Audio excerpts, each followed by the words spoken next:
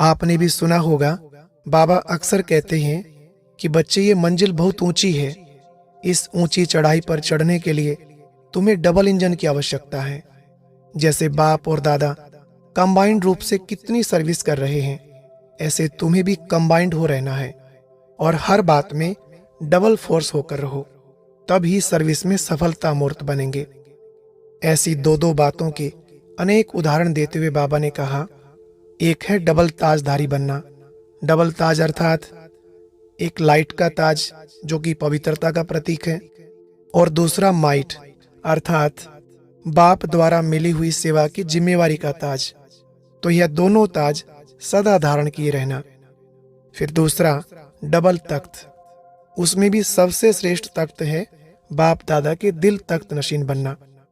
लेकिन इस तख्त पर बैठने के लिए पहले तुम्हें अपने भ्रिकुटी तख्त पर अकाल मूर्तबंद स्थित होना है।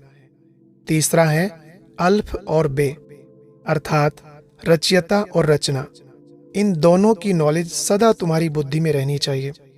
फिर चौथा है डबल कर्तव्य, एक स्थापना का और दूसरा विनाश का। बाबा ने स्पष्ट करते हुए कहा, एक तो तुम्हें सर्विस के द्वारा अपनी राजधानी की रचना करनी है और दूसरा व्यर्थ संकल्पों या विकल्पों का भी तुम्हें विनाश करते रहना है। और पांचवा है डबल पोजीशन में स्थित रहना, एक साकारी पोजीशन और दूसरा निराकारी। साकारी पोजीशन अर्थात मैं गॉडली चिल्ड्रन हूँ, ब्रह्मा कुमार कुमारी हूँ, ये स्मृति रहे। और निराकारी पोजीशन में रहना अर्थात मैं सभी आत्माओं में श्रेष्ठ हीरो पार्टधारी आत्मा हूँ। बाबा ने कहा, अगर ये दोनों पोजीशन स्मृति में रहें तो तुम्हारे कर्म और संकल्प दोनों श्रेष्ठ हो जाएंगे।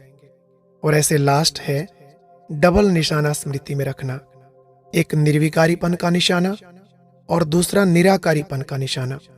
इसको ही फरिश्ता या कर्मातीत स्टेज भी कहते हैं। और लास्ट में बाबा ने कहा, ये सभी दो दो बातें तुम तभी धारण कर सकेंगे जब अपने को कंबाइंड समझेंगे, एक बाप और दूसरा मैं, बस तीसरा कोई ना हो। और अब यह एक बहुत अच्छी वीडियो भी जरूर देखें।